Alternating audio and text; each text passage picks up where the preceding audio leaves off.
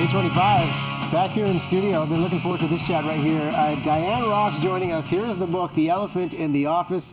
And I think this is a great topic because everyone can relate to the idea you're going to work and there's someone difficult to work with. Where do you start with these conversations? I mean, if it's argumentative, if you find someone's condescending, it just doesn't work, where do you start for the approach? Well, I think the most important thing is that people actually have the conversations. I think a lot of times when somebody does behave condescendingly or aggressively, people just, they don't do anything about it. Instead, they go and complain to their coworkers. So I think the most important thing is to actually go and talk to the person.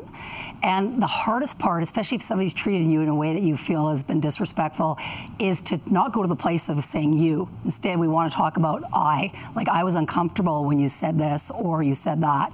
And when we come from that place, the other person's a lot more likely to hear us. With that, it sounds so important that you got to avoid the idea of making assumptions, because I think if it's built up and it hasn't been addressed, it's got to be very easy, and I've done this in the past too, where you're constantly making assumptions about what that other person's doing. Yeah, we actually assume, the other person's intentions based on the impact it's had on us. And then when we go in that way, even if you say all the right words, right, you go to the book and go, okay, this is how I can talk about this particular thing, your body language will leak out that you're really upset or that you're irritated or that you think the person is, you know, you really don't like them. Yeah. And it's not about being right or wrong, and I think the idea of emotion, it's important to take emotion out of the entire dynamic too, is it not? I think you want to make sure that when you go to talk that you're not really upset or angry. And on the other hand, I think some emotion's okay. Like if you had said something that really upset me and I said, you know, I was really upset or I was really embarrassed when you said that, and to have that emotion, a little bit of that, that's okay. Because I think that's authentic. Coworkers is one thing. We also talk about the idea of relationships and having those difficult conversations, and these can vary all across the board for people just dating, people in marriages. Let's start with the idea that if you have to have you know, something to talk about that is difficult with your partner, where do you start? Let's talk about money. And saying that money conversation right off the top in relationships. How do you broach the subject? Well, I think the most important thing is you actually broach it, right? Not when you're upset when they've just gone out and spent a bunch of money on something after you've agreed to, you know, try and be careful. And again, it's going back to that notion of starting with I, right? I'm concerned that, you know, if we keep going this way, we're not going to be able to save for that apartment, or I'm worried about our future. Can we talk about this? So you make it a we problem, not a you problem. They still might hear you in it, but if you start that way, there's a lot better chance. And the other thing is to be brief.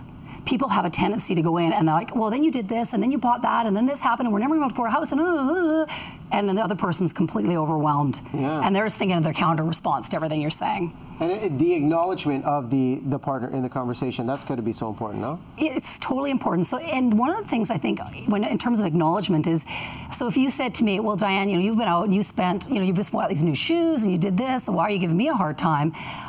It's important for me to acknowledge that. Yeah, I've done that too, and I want to talk about how together we're going to do this. Like, how can we work this out? So it comes back to being together or acknowledging the other person's feelings. It's huge. With the studies you've done, how important is listening, and do you find people aren't even doing that? They're rehearsing what they want to say, and they're going in and they're losing that authenticity. How often does that happen?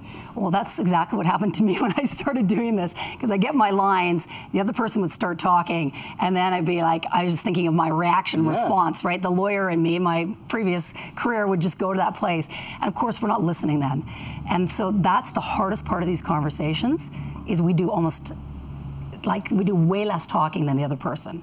You say what you need to say, and then you turn it over to them and let them talk and listen. These are great simple tips, and here's the book, The Elephant in the Office, and you just mentioned you were formerly a lawyer, former litigation lawyer right here. What's the title of the new book? Oh, the new book is Do You Want to Be Right, or Do You Want to Have More Sex?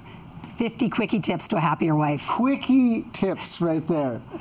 You're good at what you do, and I know you're performing in an American Idol style competition. Best public speaker in North America. Is this true in Dallas? I am. I'm heading to Dallas today. Well, good for you. Good luck to you. Thank you. And we'll hold on to this tight here at BT. Okay. Thanks so much. Thanks for the advice, Russ. Lots to learn from this lady right here. What are you driving at?